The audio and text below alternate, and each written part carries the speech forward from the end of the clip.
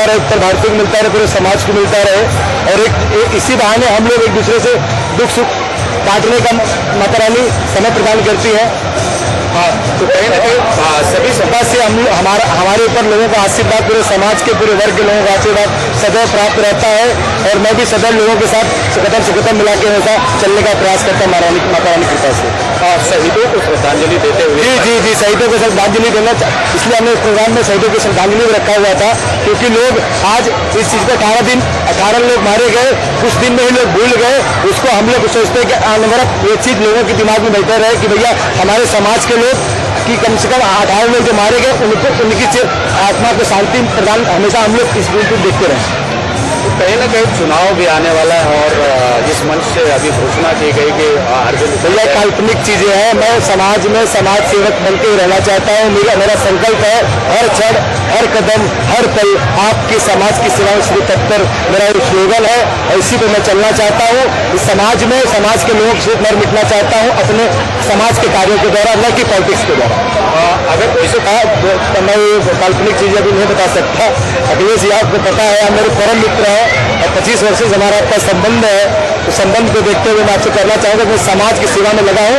370 दिन में लिया हूँ विधानसभा, जिससे भैया ने बताया, अनिल भैया ने, हाँ जरूर मैं समाज की सेवा में लगा हूँ, और इसको जब तक मैं जीवित हूँ तब तक लगा रहूंगा, और समाज को अपनी सेवा प्रदान करता रहूंगा। जब धार्मिक माहौल पैदा होता है, कहा जाता है कि धर्म आता है तो संस्कार आता है समाज में, और संस्कार आता है तो मर्यादा आती है। मर्यादा यानी लॉ, कानून।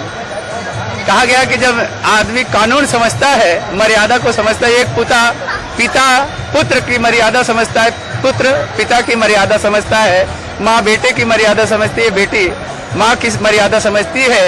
इस तरह से हमारा संसार चलता है। तो आदि शक्ति जगत जननी जगदम्बा भवानी जो सारे सृष्टि का निर्माण करी है, वो उनके दिन नवरात्रे चल रहे हैं। मैं समस्त देशवासियों को इसकी शुभकामनाएं देता हूं। और मेरा एक गीत है, अभी भोजपुरी में बहुत पॉपुलर हो रहा है, अरे सखी चौक पुरावा सखी मंगल गावा, आजू घरे है मोरी मैया, आजू घरे है शीतला मैया। तो पूरे समाज को मैं यही कहना चाहूंगा, जैसे आदि शक्ति जगत जननी जगदम्बा भवानी की पूजा कर रहे हैं, वैसे अपनी माँ की पूजा करें, अपने पिता की पूजा करें, रिश्तों को समझें, रिश्तों के साथ जिएं, क्योंकि आज के समाज में रिश्ते धीरे धीरे अलग हो जा रहे हैं, और जब जीवन में रिश्ते नहीं रहेंगे तो हम रह के क्या करेंगे। इसी के साथ धन्यवाद सुरेश शुक्ला का।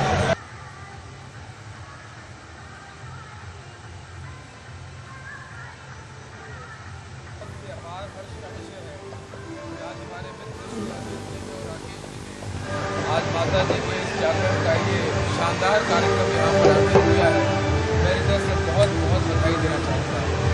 9 दिन के बाद जो तपस्या करके जो शक्ति मिलती है वो निश्चित ही विजय की ओर लेकर जाएगी, और मैं ये मानता हूँ कि अधर्म पर धर्म का विजय होगा, और माँ के 9 दिन की तपस्या के बाद निश्चित ही देश भी और मजबूत होकर उभरेगा। ऐसी मेरी मंगल कामना आप सभी लोगों को। योगेश जी, मेट्रो मुंबई का मैं मेट्रो ट्रेन का मैं दिल्ली में देख रहा हूँ, जो हरियाणा तक, उत्तर प्रदेश के बॉर्डर तक अनेक राज्यों में जो नियर बाय राज्य हैं वहाँ पर उसका विस्तार हो रहा है। और मुझे लगता है कि मुंबई में भी बड़े पैमाने पर उसके आसपास के जो शहर हैं, केवल पूरा बैंगलोर है, हम लोग पुणे तक क्यों नहीं पहुँच सकते हैं, हम लोग विराट तक क्यों नहीं पहुँच सकते हैं। जितना अधिक मेट्रो का विस्तार होगा, नेटवर्क बढ़ेगा, तो उतना ही प्रशंसनीय है, और इसके लिए जो भी प्रयास करना है तो हम लोग मिलजुल कर प्रयास करें। आखिरी सवाल चलते चलते आपके हो चुकी है, चुनाव जीत चुके हैं, इनके ऊपर मीडिया का आशीर्वाद है, जनता का आशीर्वाद है, और विशेष करके आज तो माँ का आशीर्वाद है। ये पराजित हो नहीं सकते हैं। अरविंद जी पिछले 20 वर्षों में व्यक्तिगत रूप से देख रहा हूँ, 15-20 वर्षों से लगातार हर समारोह में, हर कार्यक्रम में, हर विषयों को लगातार नगर पालिका हो, विधानसभा में मित्रों के साथ में हो, उसको उठाते रहें। और मुझे लगता है कि ऐसे युवा प्रतिष्ठित समाज सेवी को राजनीति में आना चाहिए, और सभी व्यक्तियों को, हर विचारधाराओं को भूलकर एक ऐसे व्यक्ति को अगर चुनाव में दिलचस्पी ले रहे हैं, मौका दिया जाना चाहिए, और इस क्षेत्र का काया पलट हो सकता है। क्योंकि पहला कार्यक्रम तो हम लोगों ने अपनी ओर से ही शहीदों की श्रद्धांजलि के लिए रखा। ये बहुत ही हम लोगों फख्र की बात है कि इस देश की सरहदों की रक्षा शहीद कर रहे हैं, हमारे सेना कर रहे हैं, हमें उन पर बहुत गर्व है। लेकिन जो इस दौरान जो पूरा प्रपंच हुआ है और देश के गद्दारों की पहचान भी हो गई है, उन पर कड़ी से कड़ी कार्रवाई होनी चाहिए, ऐसी मेरी मांग है।